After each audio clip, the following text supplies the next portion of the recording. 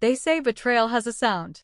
For me, it was the sharp clack of her heels across the marble floor of our office lobby, the same lobby I once crossed 10 times a day, coffee in one hand, dreams in the other. She was younger, yes, and simpler. In every way that word is wielded by men who fear women with a mind of their own. I didn't hear the truth from him first. No, cowards rarely offer such courtesies. It was whispered through the grapevine of office gossip and confirmed by the sudden shift in how he touched my back, how he avoided my eyes during meetings, how my ideas were no longer brilliant, but a bit much. He dumped me over email. Not a call. Not a conversation. Just a subject line that read, "Let's talk," and a message that read more like a press release than the severing of what I once thought was love. You're incredible, but I need someone less intense. Someone who can support without challenging. I hope we can still work together in some capacity. Perhaps under a new arrangement. A new arrangement. As if loyalty could be recycled like old office furniture. I remember sitting in my car after reading it, the engine running, my hand frozen on the steering wheel. The January cold crept in through a cracked window, but the heat of humiliation spread faster. I'd given him 7 years of building his business, of sacrificing weekends, birthdays, even my own sense of self. And now he wanted me to support him, as a client. I said yes. Of course I said yes. Because women like me are taught to swallow the insult, dress it in professionalism, and find power in the silence that follows. I signed his retainer contract with a smile and kissed his cheek in the office like nothing had changed. But everything had. What he didn't know and never cared to ask was that in the quiet weeks that followed, while he paraded her around boardrooms and banquets, I met with his competitor. Not just any competitor. Adrian Price. Sharp, ruthless, and with a chip on his shoulder the size of Manhattan. The two had been rivals since college. Adrian had once told me, half drunk at a gala, that my ex had stolen his pitch deck and sabotaged a funding round. So I made a proposition. I would invest my severance and every penny I'd squirreled away into Adrian's startup. Not as a silent partner. Not as a figurehead. As a strategist. As a shadow operator. You want revenge? Adrian asked, raising an eyebrow. No, I replied, smiling. I want dividends. It took less than a year. While my ex was busy cosplaying as a tech mogul and bleeding cash on vanity hires, Adrian and I built something lean, efficient, and brutal. We poached his clients, dissected his pricing models, and undercut him with surgical precision. The bankruptcy announcement came with little fanfare. A short article in the business section. No photos. No interviews. Just a quiet acknowledgement that the empire he'd built on charm and stolen ideas had crumbled under its own arrogance. And me? I walked into the bank with a cashier's check and bought the building where he now rents a single, modest office. Sometimes I visit. I sit in the lobby with a coffee and watch him walk by. He doesn't look up. He never does. But I see him. I see every ounce of regret stitched into the seams of his overpriced suit. And I smile. Because revenge wasn't the point. Survival was. And I've never felt more alive. Long before the building, long before the check with too many zeros and the whispered downfall, there was me, a girl who learned early that silence could be both a weapon and a wound. My name is Evelyn Blake. I come from a town too small to keep secrets and a family too proud to admit pain. My mother used to say, we don't air our laundry outside. But what she really meant was, we suffer beautifully, and no one must see the stains. I was the oldest of 3 girls, the one with the serious eyes and quiet hands. While my sisters danced and cried and demanded the world notice them, I learned to watch. I observed how people tilted their heads when they lied, how voices tightened when pride stood in the way of honesty. I was the fixer, the translator of unspoken needs, the child who anticipated chaos and offered calm. School was my escape. Not because I loved it, but because it loved me back in ways my family never could. I didn't wear the latest clothes or host the best parties, but I won debates. I aced exams. I learned to charm with intellect because beauty was never the currency I could afford. In college, I studied finance not because I loved numbers, but because they were clean, logical, predictable. Unlike people, numbers didn't gaslight you. They didn't call you too much, or too cold, or too ambitious. They either balanced or they didn't. That's where I met him. Gregory. He was magnetic in that exhausting way only men in power can be, always 10 minutes late, always forgiven. He had the kind of laugh that made you want to be in on the joke, even if you suspected you were the punchline. When he looked at you, it felt like the sun had chosen your face to land on. I was 23. He was 35. A startup founder with big promises and bigger blind spots. I joined his company when it was still operating out of a WeWork with spotty Wi-Fi and dreams too big for the shared espresso machine.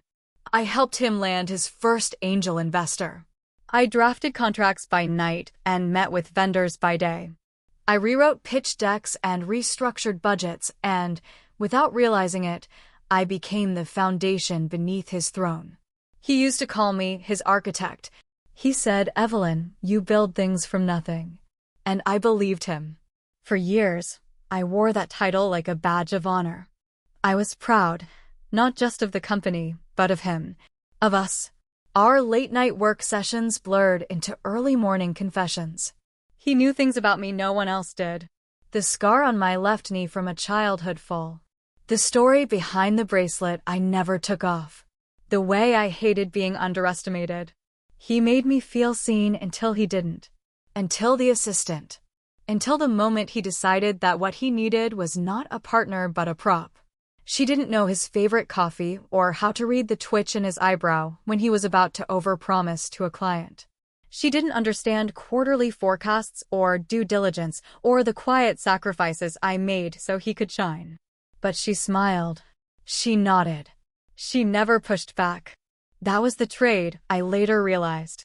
He didn't want a woman who built kingdoms. He wanted one who knelt. So I stood. I gathered my silence, my spreadsheets, my sanity, and walked out the door, not in tears, but in strategy. I had watched him long enough to know his weaknesses. I knew the clients who were already restless, the vendors he hadn't paid, the quiet dysfunction underneath the glossy facade. When I invested in Adrian's startup, it wasn't out of spite. It was insurance. It was the first step in rebuilding what he had tried to erase. And now? Now I'm the woman he walks past in his own lobby. And still doesn't see. But I see him. And that's more than enough.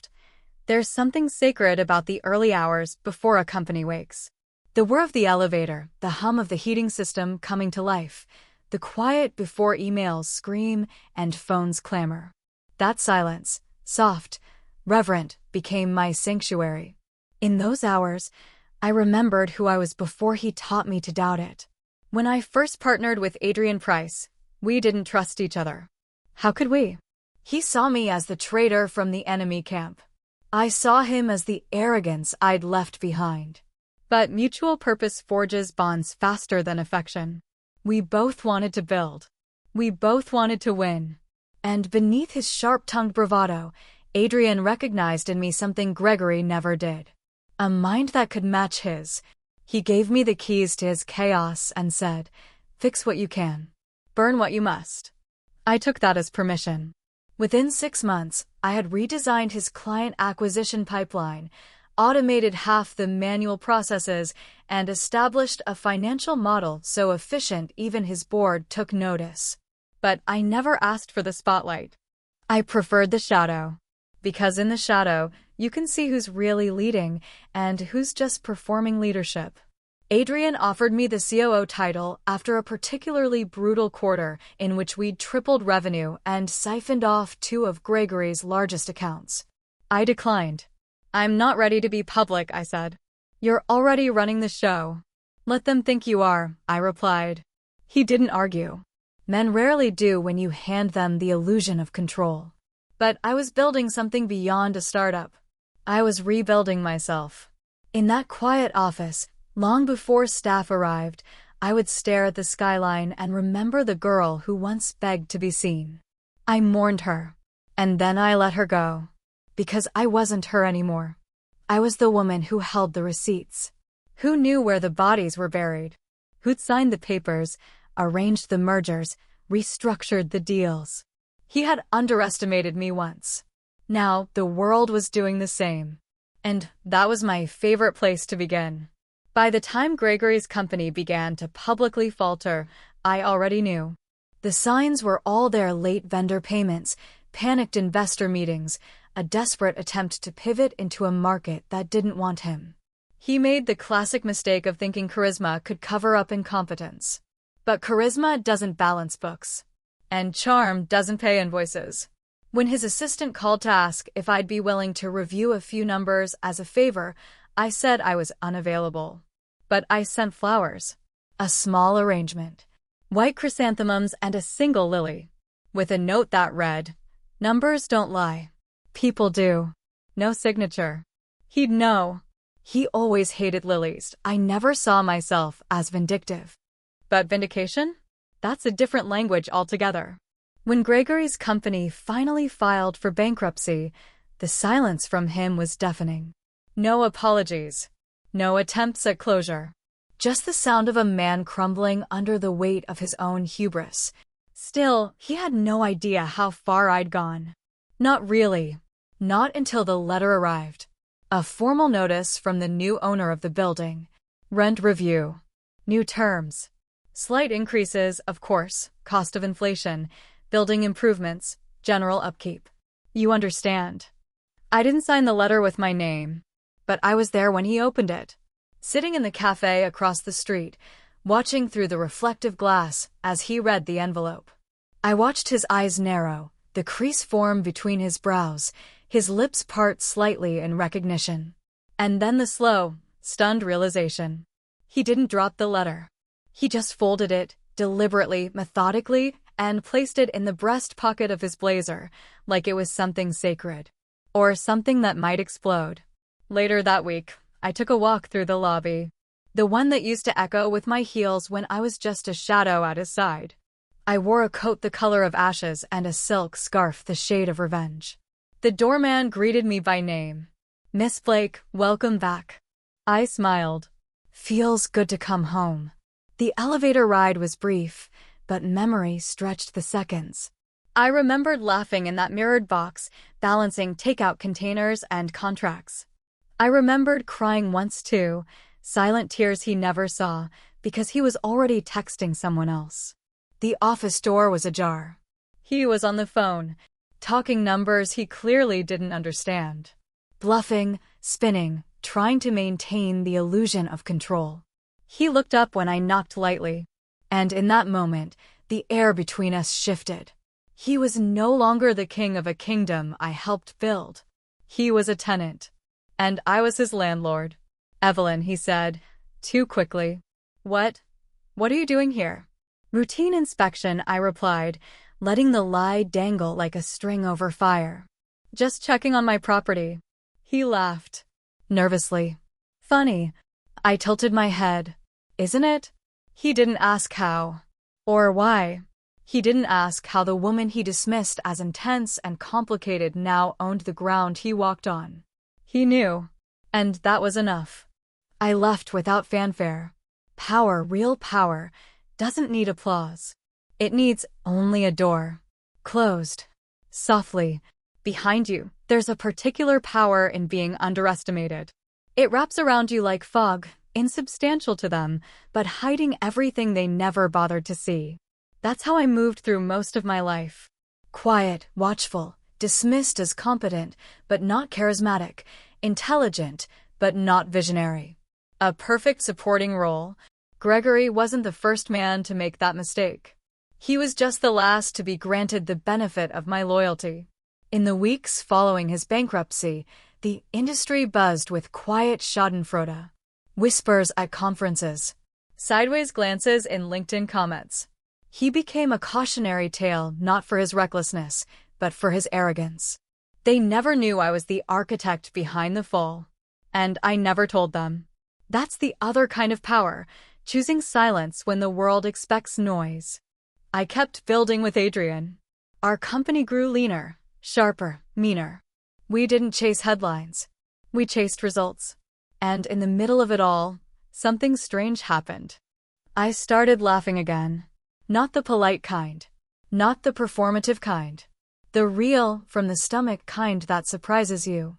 Because when the weight of pretending is finally lifted, joy sneaks in where grief used to live.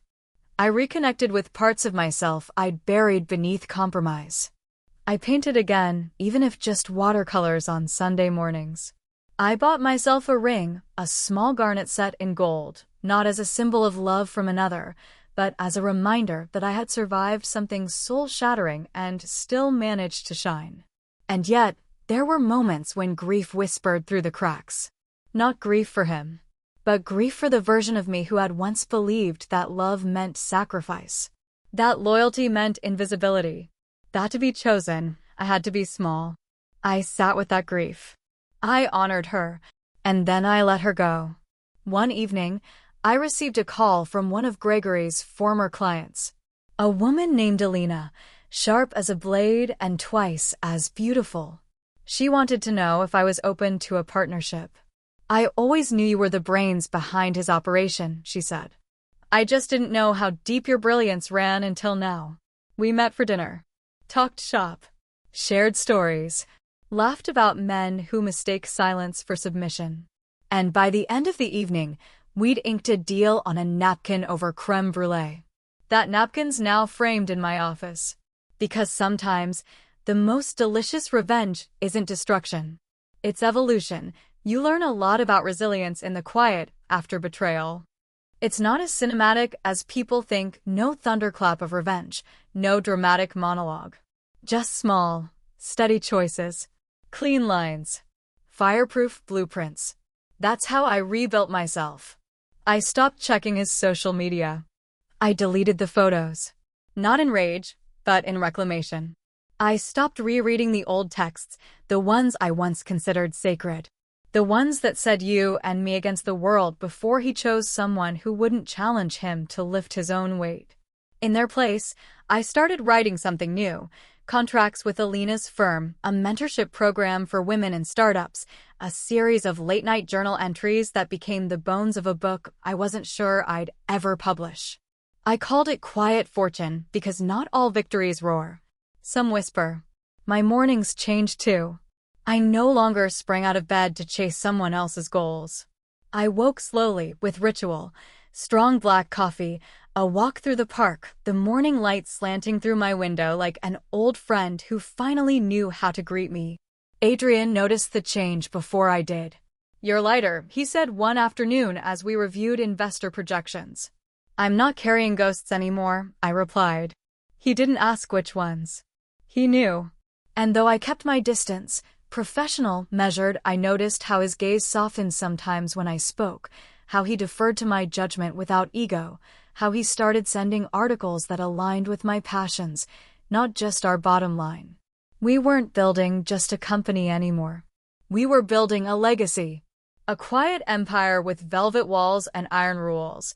We didn't crush competitors. We outpaced them.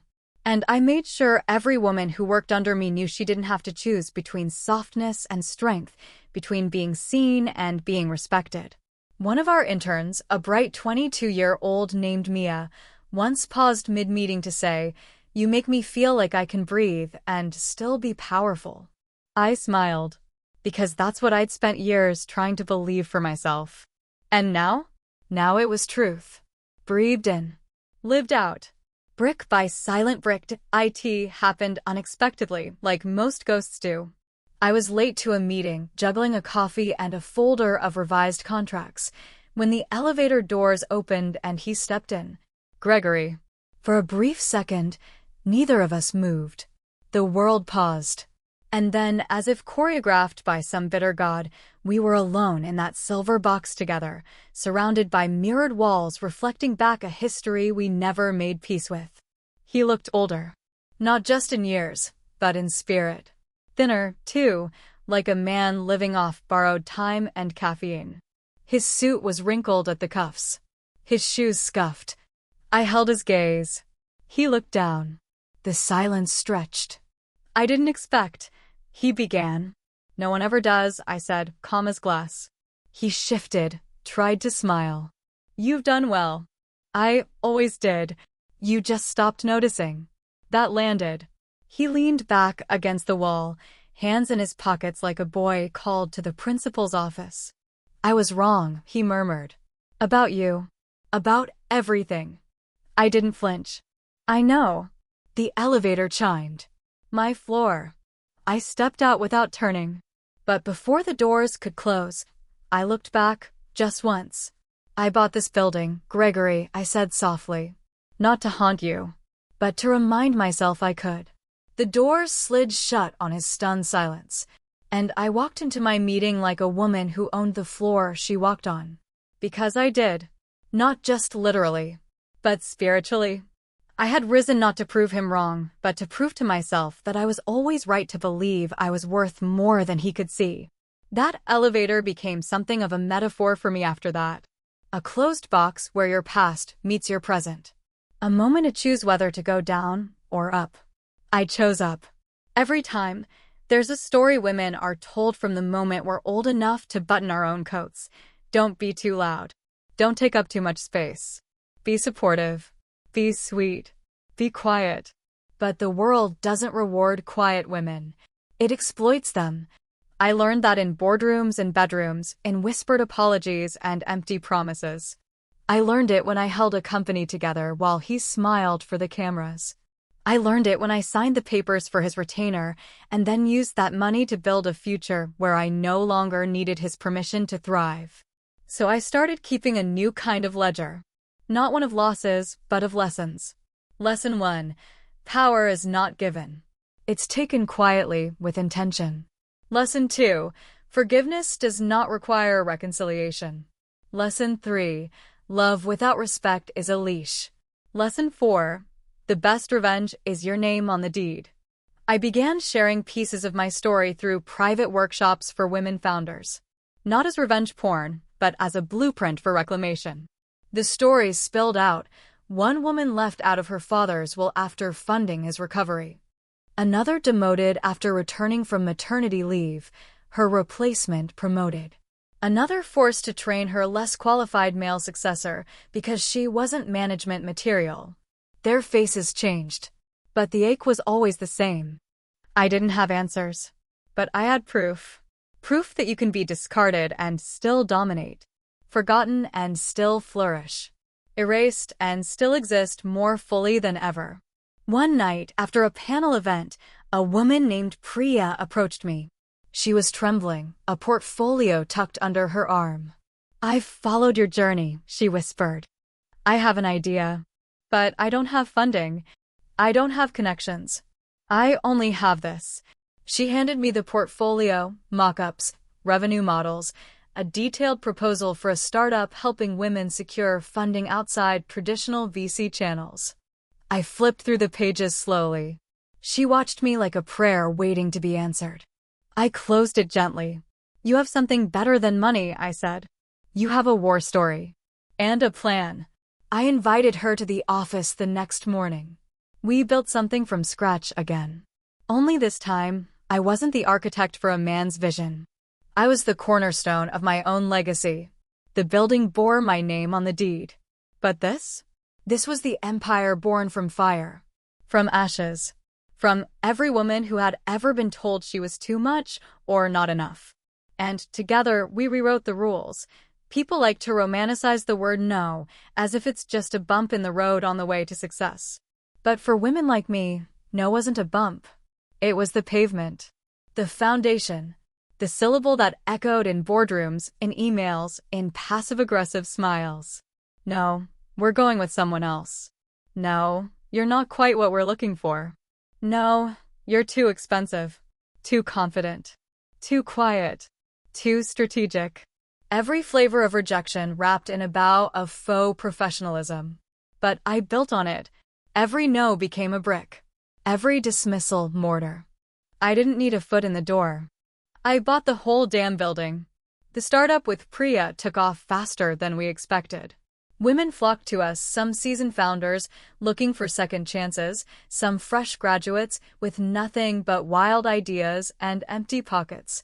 We created what we had once needed, a funding ecosystem that didn't require performance or prettiness, just grit and a pitch that made sense. And slowly, word began to spread. We weren't just helping women secure capital. We were rewriting the gatekeeping system. One investor accused us of reverse discrimination. I smiled sweetly and said, "We're just balancing the scales you've been tilting for decades." They didn't invest. But 3 others did. The press began circling, too. I turned down every interview. Let Adrian take the spotlight. Let Priya speak on panels. I preferred the engine room, the spreadsheet-laced sanctuary where decisions were born. But then came the email from Forbes. They wanted to feature me, not just for the funding firm, but for my journey. My story. Gregory's name was never mentioned in the pitch. And I insisted it stay that way. This wasn't about him. This was about the woman I had become in the absence of a shadow. I agreed to the interview with one condition. The headline would not be about revenge. It would be about return. The Silent Architect, how Evelyn Blake built empires from exit wounds. They honored it. The article went viral within hours. My inbox exploded. Former clients, lost friends, strangers who saw their own reflection in my story. But the most surprising message came late at night. Just a single line. "I see you now. Gee." I stared at it for a long time, then deleted it. No response. Because some messages are better left to ghosts. Not long after the Forbes article, something shifted in how people looked at me. Before, they saw capability. Now, they saw consequence. There's a difference. Capability gets you hired. Consequence gets you heated. I was invited to speak on panels I used to sneak into as a junior associate, sitting in the back row with a pen and a heart full of hope. Now I stood center stage, microphone in hand, facing rooms that once ignored me. I didn't perform. I didn't shrink. I told the truth, softly, clearly, and without apology. And when I spoke of how I bought the building where my ex now rents a sliver of dignity, the room didn't laugh. They nodded. Because we've all had a Gregory. A taker who confuses confidence with arrogance. Who applauds you while you're useful and discards you when you outgrow your utility. But poetic justice doesn't always arrive with a thunderclap. Sometimes, it's a nameplate on a door. Evelyn Blake, founder and principal. I had it etched in brass. Simple. Unapologetic. Every time I walked past it, I smiled, not because I needed to see my name, but because I needed to remember the path carved to earn it. The day I finally allowed myself a small celebration, I invited a handful of women who had climbed their own mountains. Priya brought champagne. Mia, the former intern now running operations, brought flowers. We toasted to the future with trembling hands and full hearts. And I made a silent vow. This space, this office, this sanctuary, would never be a place of exploitation, of unacknowledged brilliance, of forgotten effort. No silent architects. No invisible labor. Just women building as boldly as we dared. And as the sun poured through the glass and spilled across our joined hands, I thought, this is the real dividend. Not the profits, not the titles, but the power of being surrounded by those who see you fully and never ask you to shrink. Success, once it arrives, doesn't feel like fireworks. It feels like quiet mornings where your phone isn't bracing to betray you. Like keycards that unlock doors you once stared at from the outside. Like meetings where your voice is the first invited to speak, not as novelty, but necessity. But even in victory, the past has a way of slipping through cracks. I found that out when I visited the property management office one afternoon to sign off on a few renovations. A maintenance supervisor handed me a clipboard and paused. "You're her," he said slowly. "The one who owns this place now." I gave a small nod.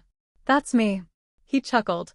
"Man in 712 isn't too happy about his rent going up." "Gregory?" I asked. He blinked. "You know him." "We used to work together," I said, which was true. Simpler that way. He said the new landlord was probably some tech bro with a trust fund. I laughed. Tell him she wears heels and pays in cash. The man grinned. I'll do that. I walked away feeling something I hadn't in a long time, ease. Not bitterness. Not triumph. Just ease. Like the story had finally settled into its ending. But endings are strange things. They often look like beginnings in disguise. Because around the same time, I received another message, this one from an old friend I hadn't spoken to since before Gregory. Her name was Camila, a brilliant coder I'd once mentored back when I was still the second in command to a man who couldn't pronounce empathy if you spotted him the first 6 letters. She'd built something new, a platform designed to audit venture-backed companies for ethical compliance. Not just financials, but behavior. Gender pay gaps. DI policies. Harassment claims buried in arbitration. She wanted to integrate it with our funding firm. To protect women like you, she said. Before they get burned. I agreed before she finished her sentence. Because we weren't just investing in companies anymore. We were investing in culture. In new codes of conduct written by women who'd lived the old scripts. And this time, we weren't asking permission. We were building a world where women didn't have to become ghosts to become legends.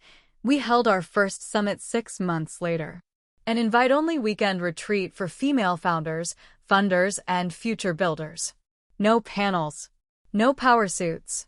Just honest conversations in a renovated estate tucked into the Berkshires, where the Wi-Fi was terrible but the food was divine. Camila called it blueprints and bonfires. We laughed, wept, dreamed out loud. We didn't take notes, we took oaths. To build differently. To fund women without asking them to smile. To measure success not just in capital raised, but in dignity preserved. On the final night, around the fire pit, someone asked me what I would tell my younger self. The one who stayed too long. Gave too much. Believed too deeply in someone who saw her as seasonal. I paused. The flames flickered across their faces, all those fierce, brilliant women leaning in. I'd tell her, I said slowly, that loyalty is not love. And silence is not strength. But endurance? That's yours. That's holy. Don't trade it for anyone who doesn't know how to hold it with reverence. They nodded. And I saw it in their eyes, the reflection of my own journey echoed back in a dozen different shades. We slept that night with windows open and doors unlocked. Because trust, once earned, tastes sweeter than revenge. When I returned to the city, there was another message waiting. From Gregory's lawyer. A formal inquiry. He was trying to sublet the office. Desperate to downsize. They wanted to know if the new leaseholder could negotiate terms with the building's owner. I replied personally. Just one line. She's not accepting offers. I hit send. Then I turned off my phone, poured a glass of wine, and watched the skyline flicker, knowing this was the quiet I had built not through shouting, not through vengeance, but through refusal to disappear. Months passed. Our firm grew into something more than we imagined, more than pitch decks and quarterly reviews. It became a lifeline, a lighthouse for women swimming in seas that once tried to drown them. But with growth came mirrors. Mirrors in the form of headlines, interviews, admiration. Not all of it welcome. I was used to building behind the curtain. Power had always felt safer when it was quiet. But now people wanted to know who I was. The woman who bought her ex's building. The strategist turned story. The whisper turned roar. They wanted sound bites. I offered silence. Until one day, at a conference in San Francisco, I saw her. The assistant. The woman he'd left me for.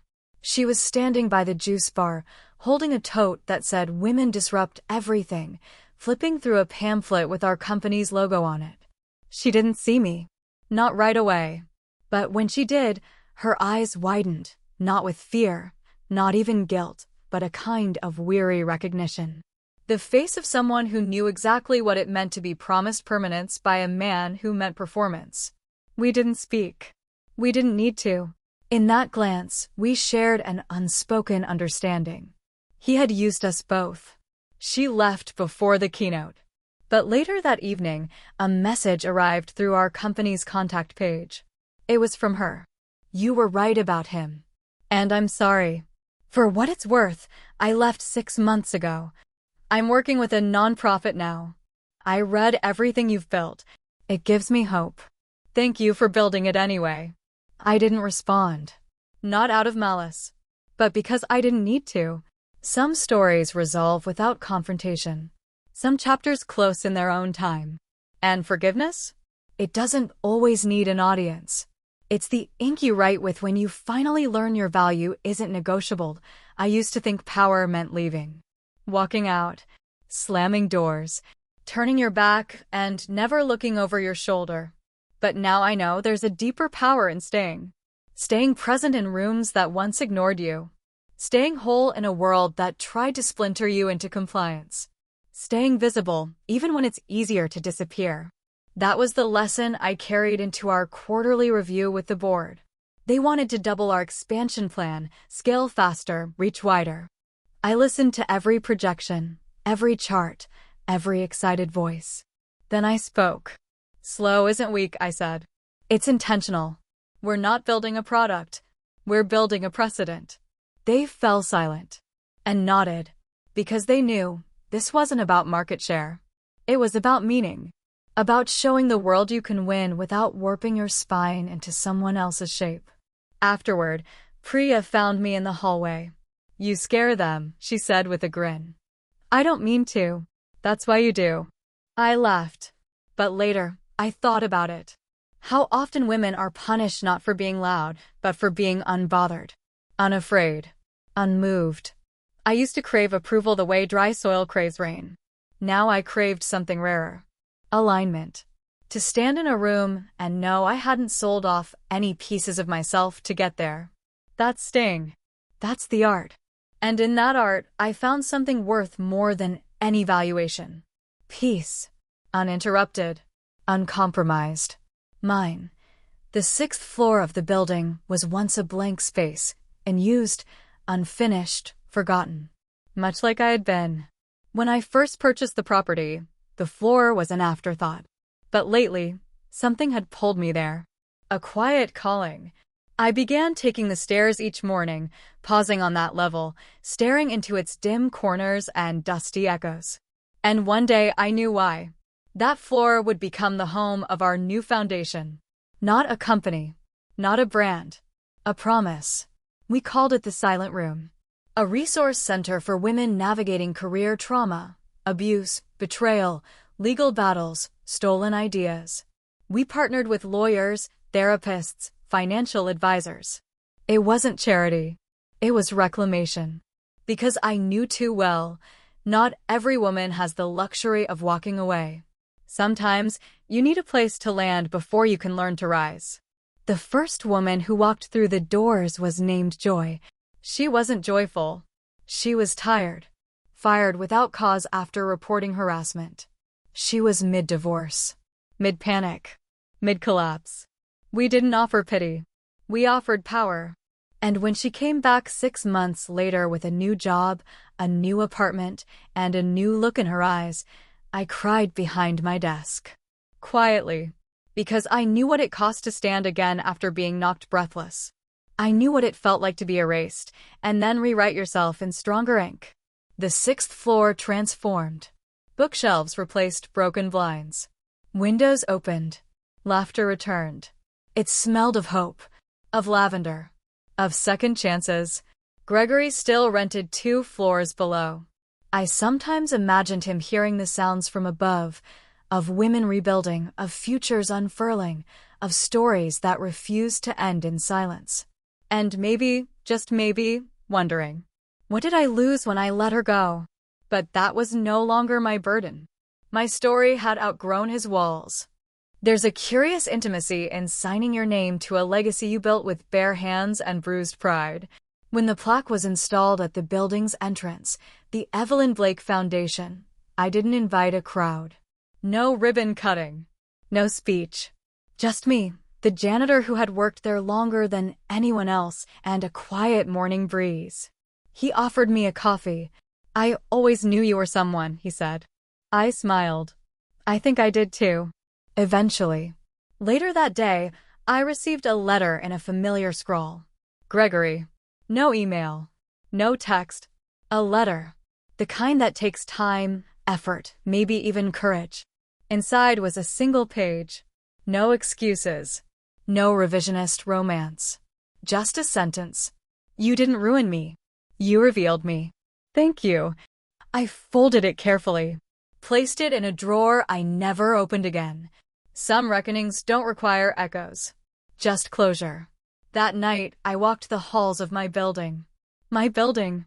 Ran my fingers along the polished banisters, the handrails I once leaned against when the world was too heavy to hold. I passed the office he now rented. His light was on. But I didn't pause. I didn't peer inside. I had no need to watch him work beneath the ceiling I built. Instead, I rode the elevator up, past where he stayed, past where he ever reached, to the rooftop garden I had planted in spring. It bloomed now. Wildflowers in pots, ivy climbing the brick. I sat on the bench. No title. No armor. Just Evelyn. Woman who stayed. Woman who left. Woman who built. Not out of spite, but out of the deepest kind of self-love. The kind that doesn't shout. It simply arrives. And stays. Autumn returned with its rusted leaves and amber skies. My favorite time of year. I started wearing a blue silk scarf again, like I used to. Not as armor, but as acknowledgement. A symbol of the girl I was, the woman I became, and the bridge between them that was paved in silence and steel. One afternoon, Priya handed me a box. A gift, she said. You never celebrate yourself. So we're starting now. Inside was a leather-bound journal, navy with gold trim. On the front, embossed in fine script, her next chapter. I opened to the first page. Blank. Inviting. It felt right. I took it home that night, poured a glass of wine, lit a candle, and stared at that page for a long time. No pressure. No deadline. Just the echo of possibility. I thought about everything I hadn't written before. The unsaid things. The withheld truths. The softer memories that had been overshadowed by survival. And then I began. Not with numbers. Not with dates. But with a sentence I never thought I'd believe enough to write. I am no longer waiting for them to see me. I see myself. The ink flowed easily after that. Memories mingled with dreams. Fear danced with triumph. And through it all, a quiet certainty threaded every paragraph. I had become the kind of woman I once needed, the kind of woman they tried to keep in the background, the kind of woman who doesn't just survive the fire. She builds with it. We used to fight for seats at the table. Now we build our own. Long walnut wood. Soft chairs. No nameplates. No hierarchy. That was our policy in the new boardroom of the Evelyn Blake Foundation. We designed it to feel like a dining room, not a battleground. Because too many of us had survived places where every word was weighed, every opinion taxed. We didn't want reverence. We wanted resonance. Every Wednesday, we hosted Open Table, a gathering of women from every walk of life. Founders. Interns. Retirees starting new ventures at 60. Artists. Accountants. Daughters who'd been told they were too much. Mothers who forgot they were allowed to dream. There was no pitch deck required. Only presence. And stories.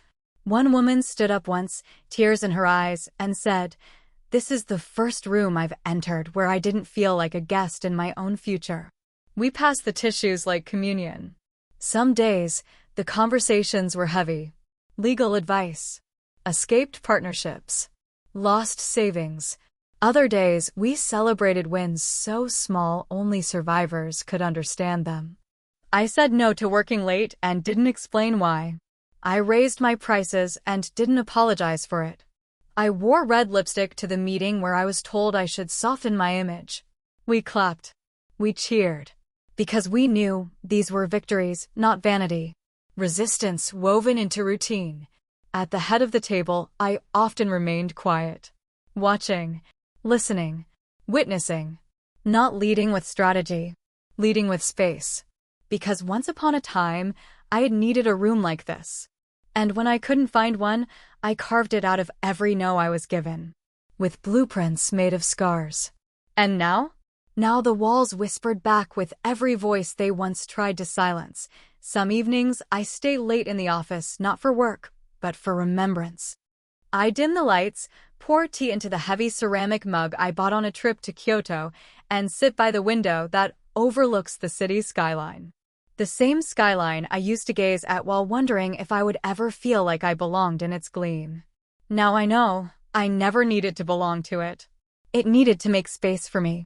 In those quiet hours, I think about all the women who came before me. My mother, who loved but feared ambition. My grandmother, who whispered strength but lived under someone else's roof her entire life. The teachers who saw something in me I didn't yet know how to name. I think of every time I dimmed my light to make someone else comfortable. Every promotion that came without celebration. Every relationship where I was the backbone but never the heart. And, yes, I still think of Gregory. Not with bitterness, but with clarity. He was never the architect of my ruin. He was the spark that lit a fuse I didn't know I'd been carrying. A lesson wrapped in betrayal. A warning dressed as love. And from that, I built. Brick by unapologetic brick. I light a candle for each woman who writes to the foundation. Who walks through our doors shaking but still upright. Who says, "I'm not sure I'm strong enough," and then proves to herself she always was. I journal every letter they send. I sign every grant check with the same pen. Because healing is not a moment. It's a mosaic. And I'm still placing the pieces. Carefully, lovingly, gratefully. There's a particular hour, just after dusk, just before night, when the building hums like a living thing. You can hear it if you listen closely. The last echoes of laughter from the 6th floor. The soft chime of elevator doors opening onto dreams. The clack of heels that don't race, but resonate. It's not just a place of work anymore. It's a sanctuary. Each office tells a story. There's room 605, where Joy now runs a consulting firm helping women rebuild after workplace trauma. Her door is always open, her bookshelf lined with legal guides and lavender candles. There's 609, where a woman named Lila, once homeless after fleeing an abusive partner, now leads a nonprofit connecting underrepresented founders with microfunding. And on the rooftop, our garden, where morning meetings begin with barefoot meditation and end with strategic plans scrawled in leather-bound notebooks. Sometimes, I walk the halls and run my fingers along the walls, whispering, "You're safe here. You're seen here. You're sovereign here." I don't expect the walls to answer, but I believe they carry our stories. Every room holds breath once held back. Every floor remembers footsteps that once feared their own sound. Even Gregory's office remains rented, though he uses it less and less. Word is, he's pivoting again. Consulting. Writing. Reinventing. But he never looks me in the eye when we pass. I don't need him to. The building does that for me now. It stands as I do, tall, unbent, no longer apologizing for taking up space. It sings in the key of resilience. And I am the architect of its voice. The foundation began receiving invitations we once dreamed of and never dared expect. A keynote at Harvard Business School. A feature on 60 Minutes. An award from a global women's leadership summit in Oslo. Each one arrived with pomp, praise, and always questions. What motivated you to start this? Was there a single defining moment? Do you think you've forgiven him? I answered each with grace. Measured. Composed. But always, always with truth. Not the curated kind. The kind that leaves a trace. I didn't start this because I wanted revenge, I said at Harvard, standing under vaulted ceilings and centuries of old money. I started this because I wanted no one else to have to make themselves small to be loved, or seen, or funded, or kept. The room went silent. I didn't fill the pause. I let it sit. Because silence, too, is a power most women are taught to fear. But I had learned to use it as punctuation, as proof. After the applause, a student came up to me, young, eager, unsure. "Do you ever feel like you're still not enough?" she asked. I took her hand. "All the time," I said. "But I also know this being enough is a myth sold to us by people who benefit when we doubt. You don't have to be enough for them. You just have to be whole for you." She cried. We hugged. And in that moment, I saw a glimpse of myself, a younger version, still trying to earn her worth through perfection. I wanted to whisper to that younger me, "You are not your productivity. You are not your performance. You are not how quietly you carry their weight." But she already knew. She was sitting beside me in that room, living her next chapter. No apologies. I used to believe love was something you earned. With silence. With sacrifice. With smallness. But now I know love is something you choose, not just whom you give it to, but how. I chose to love myself out loud. I chose friendships that didn't flinch at my ambition. I chose laughter that didn't depend on approval. And slowly, I chose to open my heart again. His name was Simon. A photographer with ink-stained fingers and a quiet that calmed me instead of shrouding me. We met at a gallery opening hosted in the building's atrium, one of Priya's community events showcasing women artists. He stood beside a portrait of a woman standing barefoot on broken glass, her eyes defiant. He caught me staring at it too long. "Looks like she's not bleeding, though," he said gently. "She already did," I replied. We talked for hours. Not about resumes or networks or how he could help me grow my brand. We talked about the taste of mangoes at midnight. About grief in photographs. About how some people mistake survival for strength and others know they're the same thing. He never asked what I did. Not that night. Not until weeks later, after coffee turned into dinners and long walks through parts of the city I used to rush through without seeing. And when he found out, he didn't flinch. He didn't make a joke about power suits. He just said, "Of course. It explains the way you hold the world when you speak." He never tried to outshine me. Just held the mirror steady when I needed to remember how far I'd come. And that's the kind of love I had built myself to receive. Not one that demanded my dimming, but one that matched my light. Not all milestones are allowed. Some bloom in the soft spaces, early mornings, late-night returns, a drawer filled with letters you don't reread but won't throw away. It was a Thursday when I realized I hadn't thought of Gregory in weeks.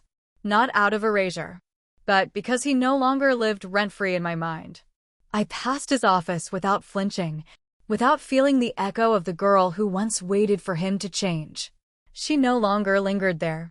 She'd moved upstairs, into rooms with sunlight and purpose. I spent that afternoon with Joy and Lila, planning our next expansion. The 6th floor was overflowing. We were adding 2 new programs, one focused on post-divorce entrepreneurship, another on healing through art. "What should we call it?" Joy asked. Lila looked at me. I said, "The room she never had." They nodded, because we all knew that room. Or rather, the lack of it. The place that didn't exist for our fears, our failures, our unspoken questions. Now we were making it real. We hired women who had once walked in seeking help. We paid them well. Gave them benefits most startups don't offer. Let them work part-time if they needed to care for family or themselves. We didn't call it grace. We called it equity. And that's how our roots grew, not by shouting louder, but by creating systems that didn't punish being human. Every policy was a protest. Every paycheck, a poem. Every quiet room we opened became a loud act of revolution. Because sometimes, justice doesn't look like a courtroom. It looks like a woman being paid what she's worth. It looks like rest. It looks like a door that finally opens. And no one asks her to shrink when she walks through. It came on a Monday. A plain subject line, "Coffee?" from Gregory. I stared at it, unread, as if opening it might summon old ghosts. But I wasn't afraid of ghosts anymore. I was their exorcist. The body of the email was brief. "Careful, Evelyn. I've been thinking a lot about things lately. Would appreciate the chance to say some of what I never did. Just coffee. No expectations. Gregory." I sat with it for a while. Read it again that evening, then again the next morning.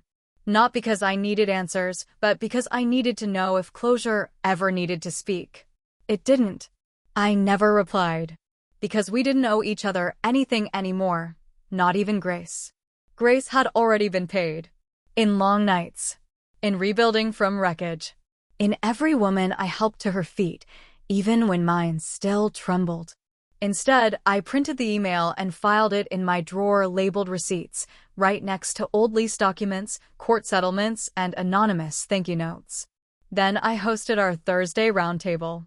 10 women, one long table, 2 hours of raw honesty.